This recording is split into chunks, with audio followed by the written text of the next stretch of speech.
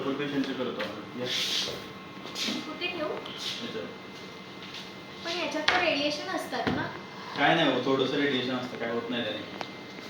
आणि मी इथे थांबू शकते का? हा थांबू शकता, काय प्रॉब्लेम नाही. किती वेळ लागेल इथे? हा 2 मिनिटं लागतील, थांबा. मला April?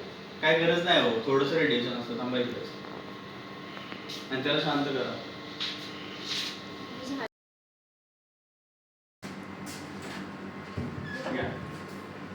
Good morning. Good morning. Sandeep Ketkar सरांनी ना माझ्या मुलाचा एक्सरे सांगितला आहे, तर होईल का आता हो एक्सरे? होईल ना. सागर कदम ना. हो. चालेल, ठीक आहे, या. सर हे रेडिएशन सुरक्षित आहे का? हो, रेडिएशन सुरक्षित आहे. याच्यामध्ये रेडिएशन असतं, पण ते खूप कमी प्रमाणात आपण वापरतो. जेवढं गरजेचं आहे एक्सरेसाठी तेवढंच वापरलं जातं. आणि जो उरलेला भाग आहे त्याच्यावरती आपण लीड आपण टाकून कव्हर करतो त्याला.